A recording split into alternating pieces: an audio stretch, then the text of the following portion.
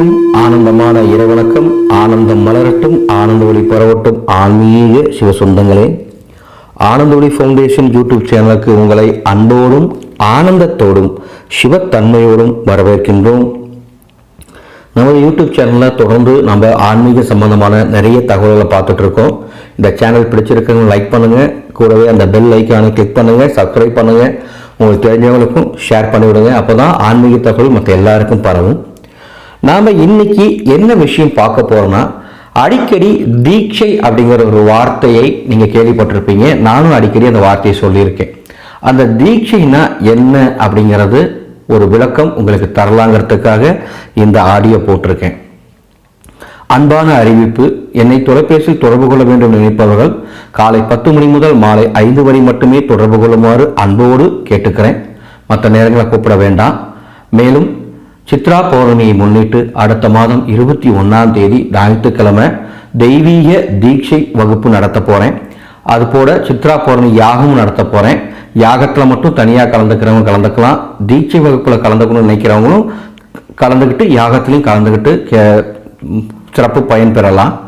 இந்த தீட்சை எப்படின்னா, உங்களுக்கு என்ன தெய்வ சக்தி வேணுமோ அந்த தெய்வ சக்தியினுடைய தீட்சை வழங்க உள்ளோம். அதை பற்றின விளக்கம் கேளுங்க. வாட்ஸ்அப் மூலமாகவோ அல்லது ஃபோன் மூலமாக கேளுங்க, நான் சொல்கிறேன்.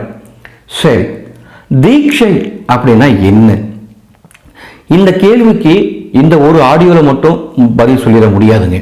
ஏன்னா தீட்சைங்கிற அந்த வார்த்தை மிகப்பெரிய ஒரு அர்த்தமுள்ள ஒரு வார்த்தை. பல பேர் பலவிதமான கருத்துக்களை சொல்லிட்டு இருக்காங்க. ஆன்மீகம் வந்துட்டாலே பார்த்தீங்கன்னா ஒரு விஷயத்துக்கு 100 விதமான கருத்துக்கள் சொல்லுவாங்க.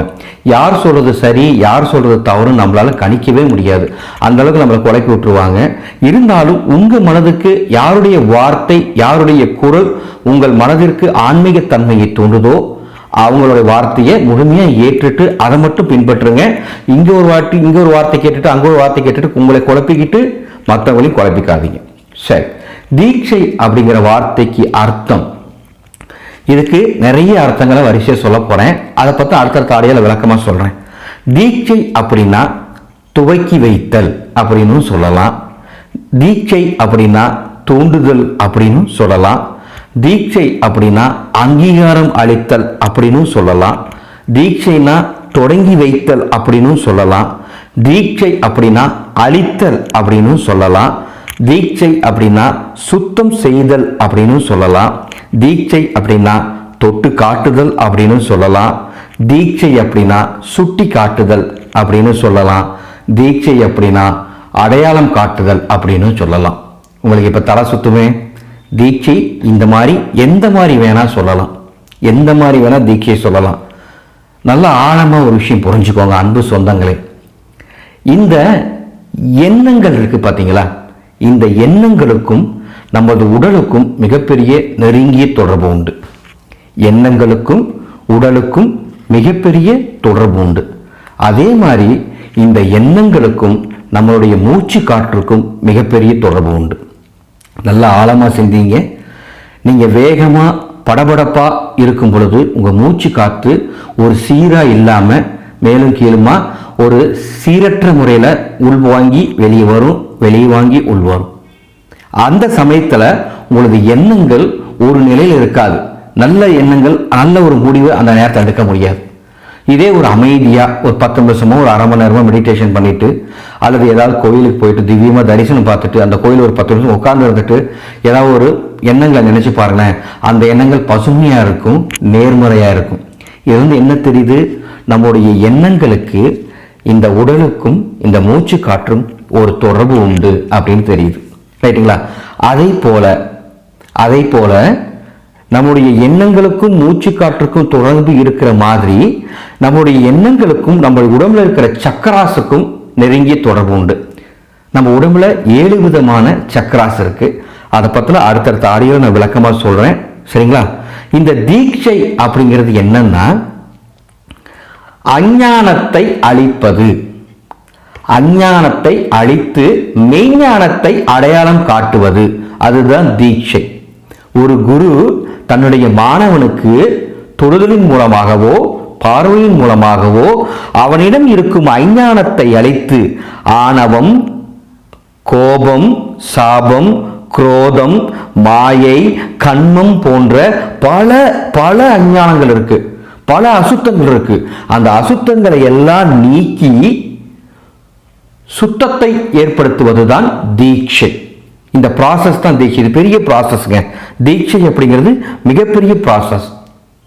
இதை இன்னொரு மாதிரி சொல்லலாம். என்னன்னா, ஆன்மீகத்தினுடைய உண்மை தன்மையையும் இறைவனுடைய உண்மை தன்மையையும் நீங்கள் அறிந்து கொள்ளும் விதமாக உங்களை தெளிவுபடுத்துவது இந்த தீட்சை. அந்த குருவானவர் ஏற்கனவே சில முறையான பயிற்சிகளையும் செய்து மனதை அடக்கி எண்ணங்களை ஒன்றாக்கி அந்த இடத்துக்கு போயிருப்பார். அந்த இடத்துக்கு போன ஒருவர் நீங்களும் அந்த இடத்துக்கு வந்தா இந்த மாதிரி ஆனந்தமா இருக்கலாம் அப்படின்னு உங்களுக்கு தொட்டு அடையாளம் காட்டுவார், உங்களுக்கு தொட்டு அங்கீகாரம் தருவார், உங்களுக்கு தொட்டி உங்களுக்குள்ள அந்த ப்ராசஸை தொடங்கி வைப்பார். நீங்கள் ஞானத்தை நோக்கி செல்லும் அந்த ப்ராசஸ். சரி சாமி, நான் ஞானத்தை நோக்கி போகல, எனக்கு இருக்க பிரச்சனை மட்டும் நான் தீர்த்துக்கிட்டு என் குடும்ப குட்டியோட நல்லா இருக்கணும் அப்படின்னா அதுக்கும் இந்த தீட்சை ரொம்ப அவசியம். காரணம் என்னன்னா, நீ பிரச்சனை இல்லாமல் வாழ வேண்டும் என்று சொன்னால் இறைவனுடைய சக்தி உங்களுக்கு பரிபூர்ணமாக கிடைக்க வேண்டும். அந்த இறைவனுடைய சக்தி பரிபூர்ணமாக கிடைக்க வேண்டும் என்றால் அந்த இறைவனை நோக்கி சில மந்திர ஜபங்களை நீங்கள் செய்ய வேண்டும். அப்படி மந்திர ஜபங்களை செய்வதற்கு உங்க உடலை தயார்படுத்தும் ப்ராசஸ் தான் தீட்சை. ஆழமா புரிஞ்சுக்கணும். இன்னும் தீட்சை பத்தி நிறைய விஷயம் பேசலாம். இந்த தீட்சை பத்தி அடுத்தடுத்த ஆடியோ நம்ம என்ன பண்ண போறோம்னா, எதனால இந்த தீட்சை வாங்கணும், யாரெல்லாம் இந்த தீட்சை வாங்க தகுதியானவங்க, இந்த தீட்சை வாங்கினா என்ன நடக்கும், இந்த தீட்சை எந்த குருட்ட போய் வாங்கணும், எத்தனை விதமான தீட்சைகள் இருக்கு, இந்த மாதிரி நிறைய விஷயங்களை நம்ம பேச போறோம். அன்பு சொந்தங்களே, தீட்சைங்கிறது ரொம்ப ரொம்ப முக்கியமான ஒரு நிகழ்வு. அந்த நிகழ்வு ஒரு மனிதனுக்கு வாழ்வில் ஒரு முறையேனும் நிகழ வேண்டும் ஒரு குருவின் மூலமாக. அவ்வாறு நிகழ்ந்தால் அந்த மனிதன் நிச்சயமாக ஞானத்தன்மையை நோக்கி, சிவத்தன்மையை நோக்கி, இறைத்தன்மையை நோக்கி பயணப்படுவான் என்பதில் எவ்விதமான மாற்று கருத்தும் இல்லை. சரிங்களா? மீண்டும் அடுத்த ஆடியோல நிறைய விஷயங்களை பார்க்கலாம். என்ன சந்தேகங்கள் வாட்ஸ்அப்பை தொடர்பு கொள்ளுங்க. இந்த விஷயத்தை எல்லாருக்கும் சொல்லுங்க. தீட்சையின் அவசியத்தையும் தீட்சையின் முக்கியத்துவத்தையும் அடுத்தடுத்த ஆடியோல பார்க்கலாம். மீண்டும் அடுத்த ஆடியோல சந்திக்கிறேன். ஆனந்தம் மலரட்டும், ஆனந்த ஒளி பரவட்டும்.